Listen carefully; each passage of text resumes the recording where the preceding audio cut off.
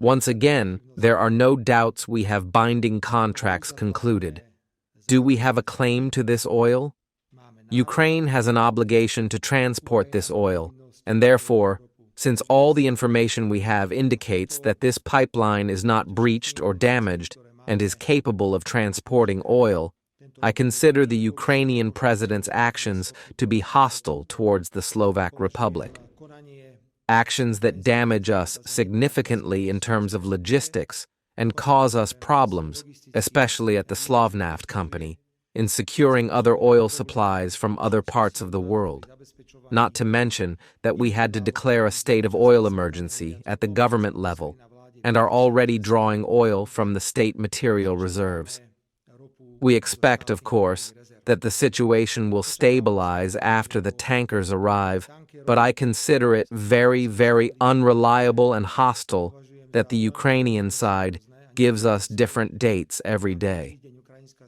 On the 23rd, we received a message that the oil would arrive. On the 25th of February, they gave us a message that it would be the 26th. Most recently, it holds that no oil will arrive during February, and that if it does, the earliest possible date is only around March 3rd. Well, the Ukrainian president probably assumes he can do whatever he wants. But I repeat, he is very much mistaken. The first reciprocal measure has been taken, and emergency electricity supplies have been halted. I hope you have read everything that was said thoroughly enough, because those hurt them substantially more than some commercial electricity supplies that they can buy anywhere. However, if they have a power outage, they will damn well feel it when they cannot take electricity from Slovakia that stabilizes their energy grid as such. We did exactly what we announced and promised. That is the first reciprocal measure that has been implemented. The government is prepared for further reciprocal measures. If we see that there is an absolute lack of interest from the Ukrainian president to deliver to us what we have a right to, what we have purchased. Not to mention that this is not Russian oil. Ladies and gentlemen, this is oil that belongs to Slovnaft, because Slovnaft buys this oil at the Belarusian-Ukrainian border. And Ukraine doesn't care. It sanctions Russian oil, but oil that is owned by the company Slovnaft, a joint stock company.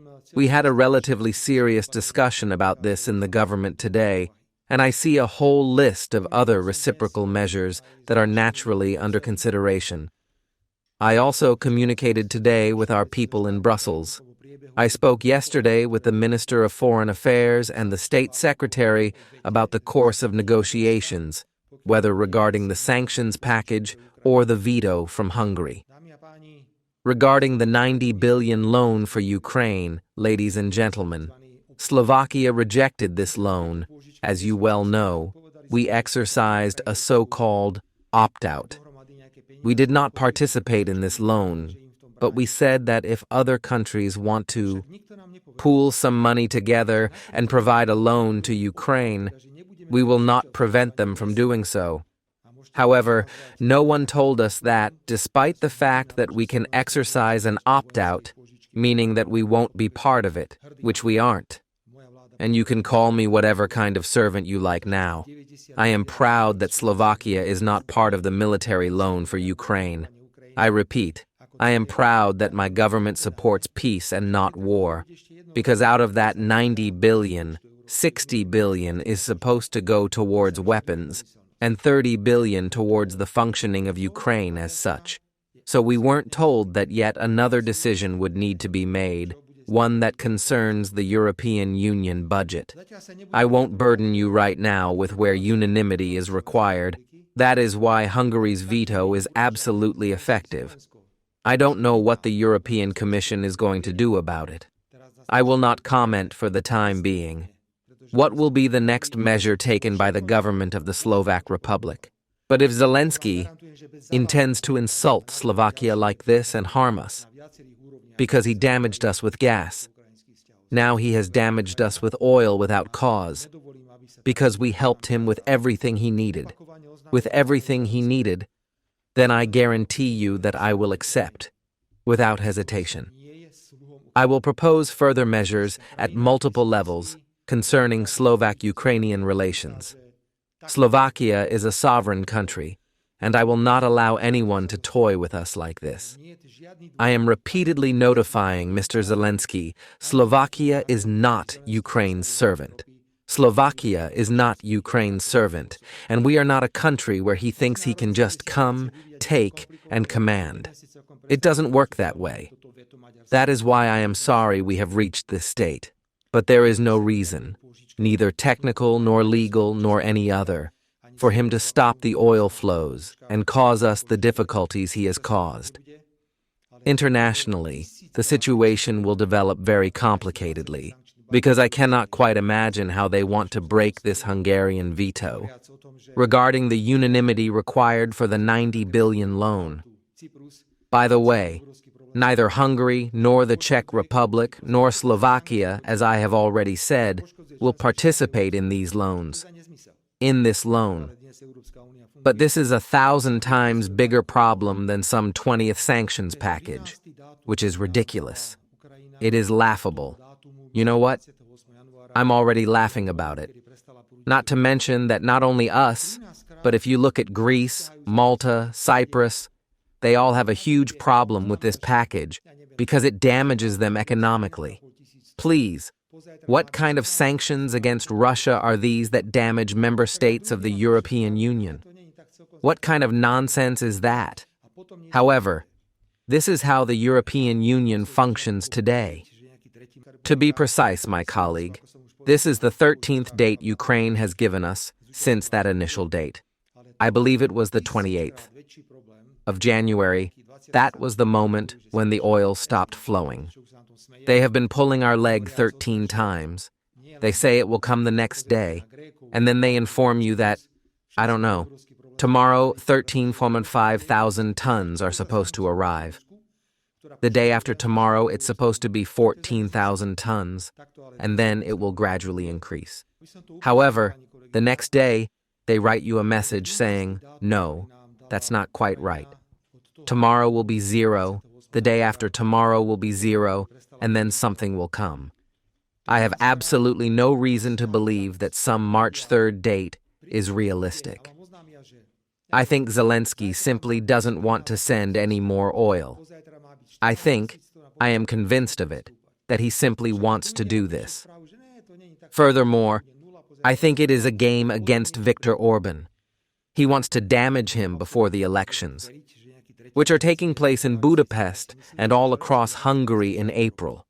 It is a dangerous game he has embarked on, because I don't know if President Zelensky realizes that for Ukraine's entry into the European Union, he will need the consent of all member states.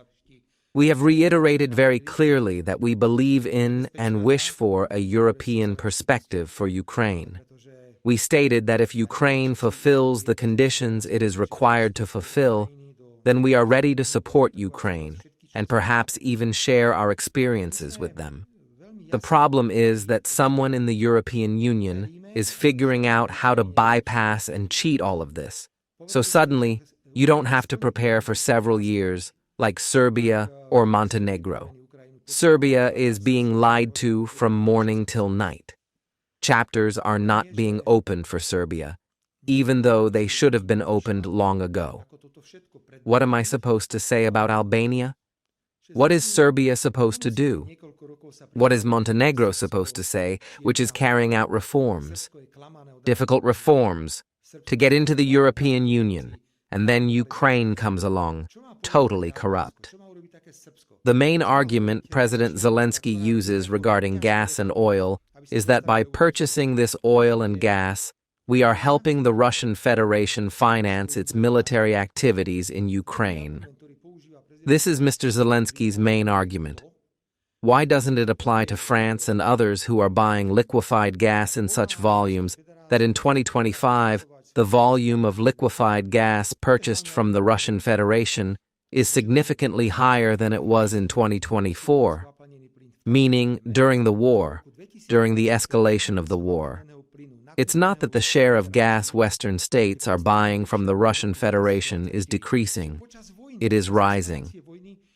Does the United States buy enriched uranium from Russia? Yes, they do. So how am I supposed to accept it from President Zelensky, who thinks he can do anything? But you Slovaks cannot, because by doing so, you are financing the Russian Federation. I am not 3 years old, nor was I born yesterday. I know exactly what's going on. So under these circumstances, please, this is the most crucial argument that needs to be stated. We are pursuing our own interests.